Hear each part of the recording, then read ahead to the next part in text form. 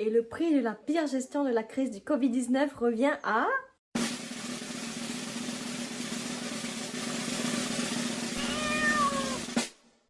la Nouvelle-Calédonie.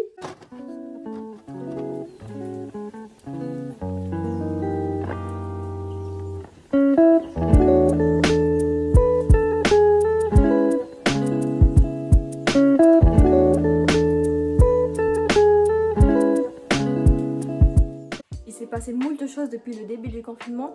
Du coup, je voulais faire une mise à jour pour voir où on en est actuellement et aussi évoquer des points dont je n'avais pas parlé la dernière fois. Moi, je ne vous ai pas parlé des actes de délinquance qui sont pourtant très présents depuis le début de la crise sanitaire.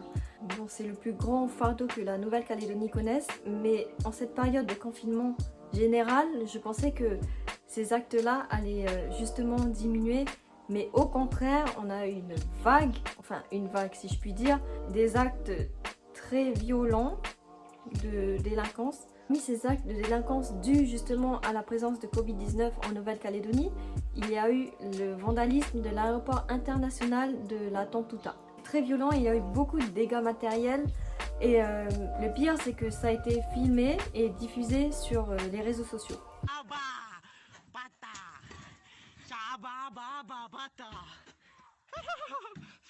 La raison de cet acte était de faire arrêter les vols internationaux en direction de la Nouvelle-Calédonie. Mais le problème c'est qu'à ce moment-là, la nuit où ils ont vandalisé l'aéroport, les vols internationaux étaient déjà suspendus. Du coup, encore s'ils avaient fait ça bien avant que le Covid-19 arrive en Nouvelle-Calédonie, franchement j'aurais été pour. Je ne comprends pas pourquoi ils ont fait ça juste après que l'aéroport soit fermé. C'était un coup pour faire parler d'eux et puis rien d'autre. Ensuite, si on continue avec les actes de délinquance, en me baladant sur les réseaux sociaux, j'ai vu qu'il y a autant de vols de voitures qu'avant en fait. Les vols de voitures, le plus grand fardeau du pays. Ce que je comprends pas, c'est comment en cette période de confinement, il y a toujours des jeunes qui rôdent dans les quartiers et qui réussissent à voler des voitures alors que ils ne sont pas censés être dehors à minuit, 1h du matin en temps normal. Alors là, encore moins en période de confinement. On se demande où sont les parents. De toute façon, on n'arrivera jamais à régler ce problème qui dure depuis bien trop longtemps au pays. Bon, ce sujet de vol de voiture, délinquance juvénile, il mériterait une nuit entière, une vidéo entière, une thèse, une dissertation, je sais pas quoi. Et pour terminer avec les actes de délinquance, bon, c'est pas trop un acte de délinquance, mais c'est plutôt les manifestations qui peuvent paraître des fois violentes ou abusives. En fait, juste après le début du confinement, il y a eu des gens qui ont mis en place des barrages afin de bloquer les routes ou du moins les contrôler. Par exemple, la transversale de la Konnichiwaka, aussi la sortie de la Tontouta ou Bouraï, je ne sais plus. Encore eux ça allait parce que c'était juste pour contrôler les gens qui rentraient et sortaient et surtout pour surveiller s'il n'y avait pas une personne qui revenait de voyage, qui rentrait chez eux. Mais le truc que j'ai pas compris, c'était le barrage de la route en plein milieu de Houé à Lifou quoi. Ah oui, je sais pas s'ils avaient bloqué à la sortie de l'aérodrome, j'aurais compris. Enfin, quand même pas, parce que l'aérodrome, il était déjà fermé. Mais en plein milieu de... Oui, le truc, c'est ils ont bloqué devant le Auxerre, en fait. Mais les gars, le Auxerre, il peut rien faire quand ça, c'est un virus. Il veut faire quoi? Il peut pas déployer des armées, on peut pas se battre contre un virus. Du coup, voilà, ces actes de délinquance montrent qu'il y en a qui se trompent de combat quand même et c'est pas en vandalisant une grosse structure, en volant des voitures, en mettant des barrages. Si quand même mettre des barrages ça peut être utile. Bon, faut les mettre aux bons endroits, hein, pas au milieu de nulle part. Parce que le virus c'est pas quelque chose de physique, quelque chose auquel tu peux te battre physiquement. C'est un virus, je sais pas, c'est évident non? Ensuite je vais parler d'un sujet qui a fait beaucoup polémique depuis le début de la crise, le rapatriement des Calédoniens bloqués hors du pays. Cela représenterait environ 1700 personnes éparpillées un peu partout dans le monde. C'est une décision qui fait peur car parmi le groupe de rapatriés, il y aurait près de 400 personnes provenant de France et plus de 400 provenant d'Australie, sachant que ces deux pays sont déjà fortement touchés par la contamination du Covid-19, ça peut faire peur. Pour vous donner un chiffre, en France, il y a déjà plus de 70 000 cas de contamination de coronavirus. En Australie, on en a pour bientôt 6 000. Je comprends pour les personnes qui sont bloquées ailleurs, c'est une décision légitime que de revenir. Et d'ailleurs, le gouvernement a sorti un communiqué dans lequel il évoquait ces ordres de priorité des personnes qui seraient rapatriées ici. Par exemple, si tu étais en voyage et que du coup tu n'as plus les moyens de rester ou que tu as déjà des problèmes de santé, c'est compréhensible de vouloir revenir. Mais malgré tout, je trouve que c'est une décision quand même égoïste, mais aussi parce que c'est très risqué. Sur les 1700 personnes, il y en aura au moins un, et je dis bien au moins, qui sera déjà atteint du coronavirus. Même si des mesures très strictes ont été prises pour ces personnes arrivant de l'étranger, le fait est qu'ils vont augmenter le nombre de cas de coronavirus en Nouvelle-Calédonie et du coup, inévitablement, rallonger la période de confinement. Et en parlant du confinement, du coup, il a été prolongé jusqu'au 13 avril à minuit, alors qu'initialement, il devait se finir là, aujourd'hui, au moment où je filme, on est le lundi 6 avril. Évidemment, il a été prolongé car le nombre de cas avérés continuait d'augmenter, malgré les mesures pourtant strictes qui ont été mises en place et étonnamment respectées par beaucoup d'entre nous. Cela montre que malgré ça, le virus est quelque chose qu'on ne peut pas contrôler. Fait chier tout le monde, mais soyons réalistes, c'est un virus, il va pas regarder l'heure, hop, il est minuit, c'est l'heure de me casser. Ciel! Qu'y a-t-il? Il est minuit. Oui, il est minuit, mais je ne... Au revoir. Tout ce que nous pouvons faire pour éviter que la période de confinement se prolonge, c'est de continuer à respecter les règles qui ont été appliquées, chose que l'on fait déjà assez bien quand même, et ne plus qu'à espérer qu'il y a moins de cas qui se déclarent, même si c'est très peu probable, mais on croise les doigts.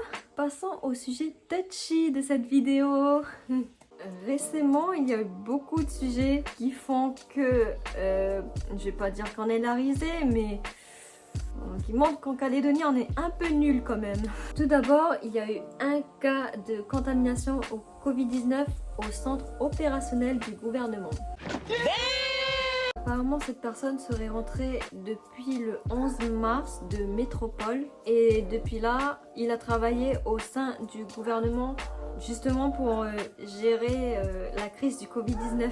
À cette date, il n'y avait pas encore de cas avérés en Nouvelle-Calédonie. Du coup, la période de confinement n'avait pas encore commencé. Mais sachant que à cette date-là, la pandémie mondiale avait déjà été déclarée.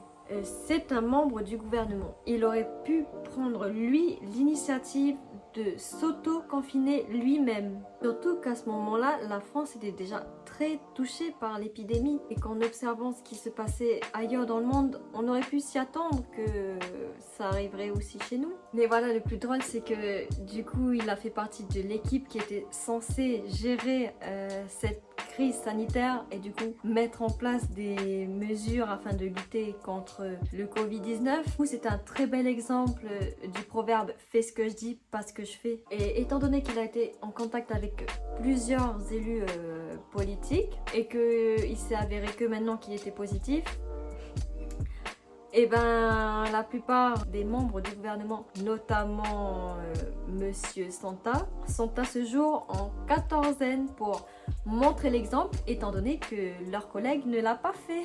Parce que du coup, deuxième sujet qui fait que la Nouvelle-Calédonie, on est des champions. Il y a eu un faux cas positif et un faux cas négatif au Covid-19. Et ce faux cas négatif s'est avéré être le membre du gouvernement en question. Pour rentrer plus en détail concernant le faux cas négatif, cette personne était rentrée depuis le 11 mars de métropole et je dirais 4 jours après, il y a eu présence de symptômes et du coup il est parti se faire dépister. Les résultats de ce dépistage se sont avérés être négatifs. Étant donné que c'était négatif, c'est pour cela peut-être que ça s'explique qu'il ne s'était pas mis en confinement. Je pense que les symptômes ont continué de subsister et du coup il a refait un dépistage au Covid-19 il n'y a pas longtemps qui s'est cette fois-ci avéré être positif. Et concernant le faux cas positif, il s'agirait de la dame qui travaillait à la pharmacie, qui était censé être le premier cas autochtone, mais au final, elle n'est pas contaminée du Covid-19.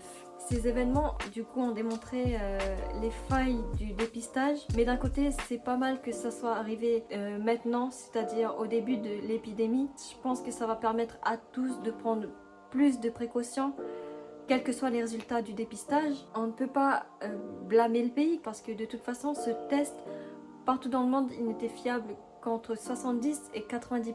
Je pense qu'il y a déjà eu des cas similaires dans d'autres pays. Et voilà, c'est drôle parce que c'est nous quoi.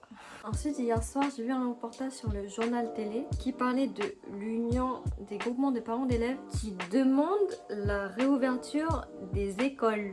Attendez, mais les gens, si les établissements scolaires ont été les premières structures à fermer, c'est pas pour rien. C'est avant tout pour protéger vos enfants, mais aussi le peuple, car ça a été démontré que c'est le rassemblement de jeunes en fait qui fait que l'épidémie se propage vite. C'est à ce moment-là qu'on voit que le métier d'enseignant n'est pas facile.